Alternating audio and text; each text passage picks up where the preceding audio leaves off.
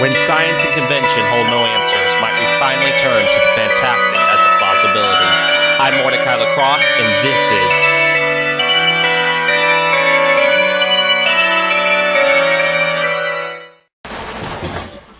Howdy y'all, I'm Mortika Lacrosse, your host of Paranormal Plus. And if you haven't yet, then you need to check that description bar down below where I'll have links to previous videos where I've done previous debunking of so-called paranormal phenomenon. And my reasoning for debunking certain paranormal activity is because if frauds are not exposed, then those that actually experience paranormal events will not be able to tell their stories, because their stories will be clouded by fakes and charlatans and con artists and scammers.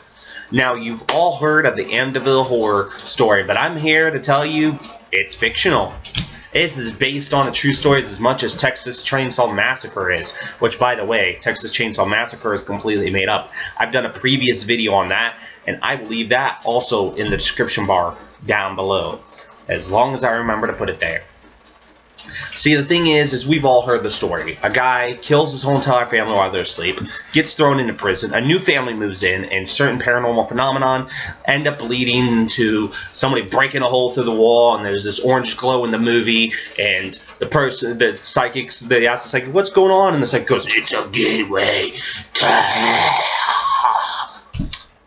The thing is many people actually expressed doubts about the events of the house, contrary to popular belief. It was not widely believed like it is now. Researcher Rick Moran, for example, compiled a list of more than 100 factual errors and discrepancy between Anson's so-called true story and the truth.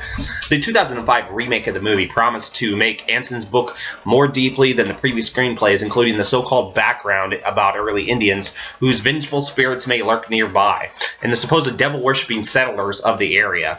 Yet, Moran explains, experts told me that the tribe mentioned was not from the Amityville area at all. Actually, they inhabited the eastern tip of Long Island, 70 miles away.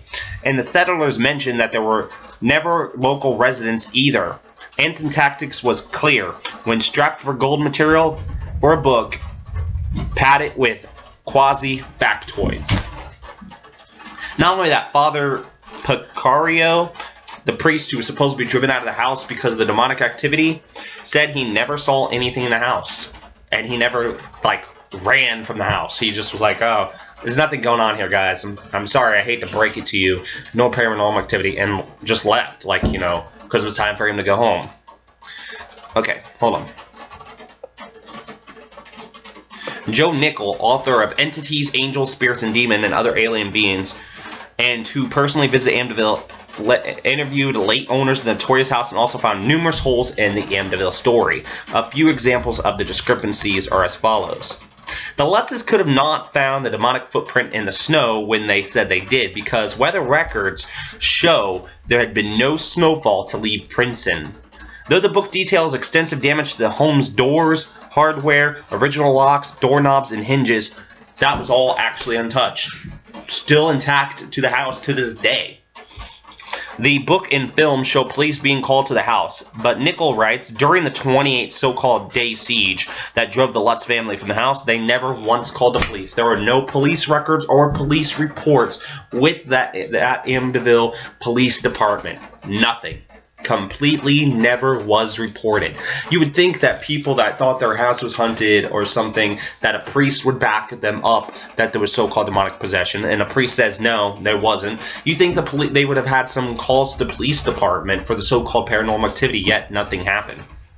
Over and over, these claims have been debunked, yet people still believe it because, hey, the Warrens were involved, and they're legit, right? No, they're not. Check the description bar down below. I have links to videos about that. But the truth behind the Amityville horror is finally revealed when Butch Defoe's lawyer, William Weber, admitted that he, along with the Lutzes, created this horror story over many bottles of wine. The house was never really haunted. The horrific experience they claimed were simply made up. Jay Ensign further embellished the tale of the book, and by the time the film screenwriters adapted, any gains of truth that might have been there were long gone. While the Lutz profited handsomely for the story, Weber had planned to use the haunting to gain a new trial for his client. George Lutz reportedly still claims that the events are mostly true, but has offered no evidence to back up his claim. So basically, this was conspired by his lawyer and the Warrens to make this story up. to make these experiences up in order to get his client a new trial. I mean, the whole devil made me do it defense, which is older than the devil himself probably. But the point is the Amityville Horror is a fictional event, and con artists and scammers and frauds like the Warrens continue to have stories made based off of their so-called true events.